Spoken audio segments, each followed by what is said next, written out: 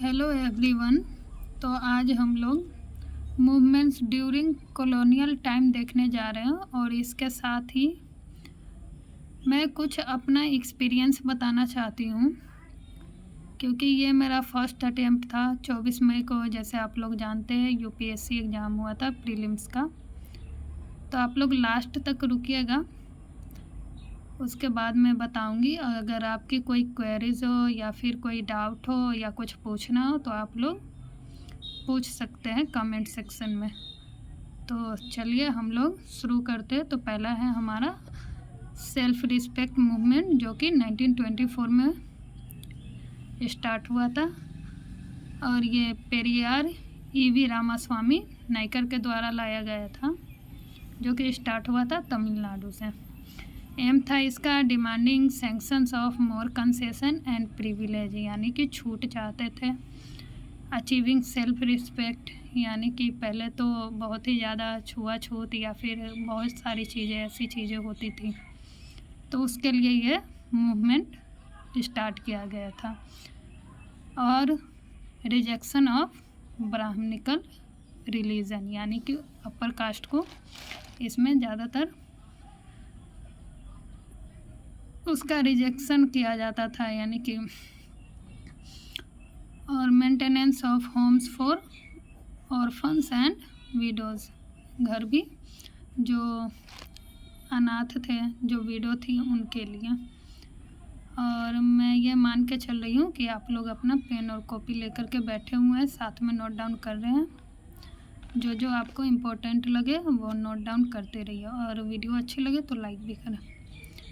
और दूसरा हो गया हमारा रामकृष्ण मिशन, जो कि 1847 में स्टार्ट हुआ था बाय स्वामी विवेकानंद के द्वारा बेलूर में। और प्रमोट टीचिंग्स ऑफ हिज गुरु, यानी जो विवेकानंद के गुरु थे राम विष्णु परम, उसके टीचिंग को प्रमोट करने के लिए। और ये अपोज करते थे कास्ट और अनटचेबिलिटी को, और प्रमोट करते थे वेदांता को।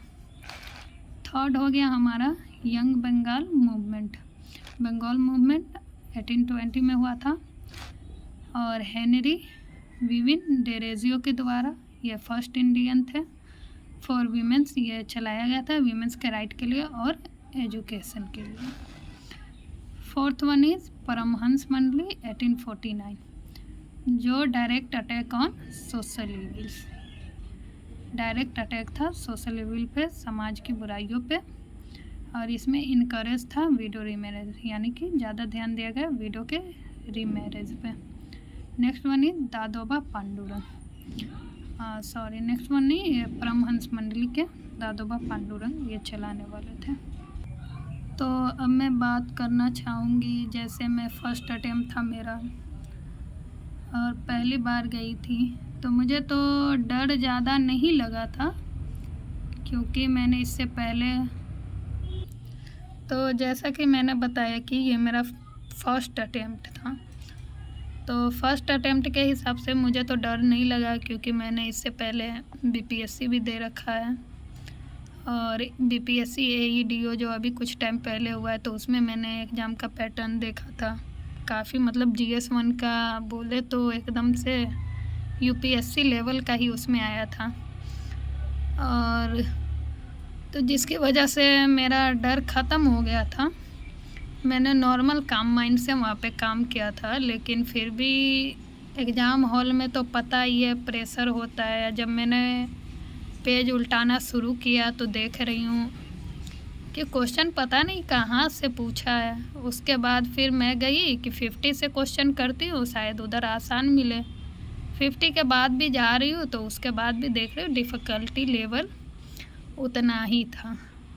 तब फिर मैंने कहा कि अब करे तो क्या करे, फिर माइंड को थोड़ा शांत किया। उसके बाद मैंने फिर से क्वेश्चन नंबर 1 से शुरू किया और बोला कि अब चलो भाई, जो है लॉजिक है, तुक्का है, उसको लेकर के मैं अपना चलती हूँ। तो मेरा कहना यही है कि अगर आप लोग कोई कोचिंग लेना चाहते हैं या कोई किसी का सपोर्ट चाहिए, तो आप लोग एक कोई कोचिंग बैच ले सकते हैं। बैच एक नॉर्मल ले, जो आपको हैंड होल्डिंग सपोर्ट करे और आप वहाँ पे जा कर के मतलब कि एक सपोर्ट जो मिल जाता है उसके बाद राइट गाइडेंस मिलता है, तो उसके लिए आप ले सकते हैं। और रही बात आगे, कुछ लोग बोलते हैं कुछ तुक्का लगाते हैं, कुछ लॉजिक लगाते हैं, है ना। तो ये सब उन सब के माइंड से नहीं चलना है। बहुत सारे कोचिंग चलते हैं, बहुत सारे वीडियो आप लोगों ने देखा होगा यूट्यूब पे, बहुत सारे ऐसे। तो इस टाइम तो कुछ ही ऐसे क्वेश्चन हैं जिसमें तुक्का लग रहा था, बाकी और सब तो पता ही नहीं। और अगर आप करना चाहते भी है ये सब चीज़ तो अपने खुद के माइंड से करें, दूसरों के माइंड से नहीं। अपना खुद का लॉजिक लगाए ताकि आपको पता चले कि कहाँ मेरा गलत हो रहा है, कहाँ कौन सा तुक्का लगाना है। प्रीवियस ईयर क्वेश्चन देखे, पैटर्न देखे, सिलेबस देखे, इससे सारा आपका क्लियर हो जाएगा। और इसमें थोड़ी डेप्थ नॉलेज चाहिए। अब ये नहीं है कि मतलब सारा दिन पढ़ते ही रहे। लास्ट टाइम पे मैंने कुछ दिन के लिए बोले तो 1 महीना से मेरा पढ़ाई अच्छे से नहीं हो पा रहा था, फिर भी मैं कम से कम 4 या 5 घंटा मिल रहा था।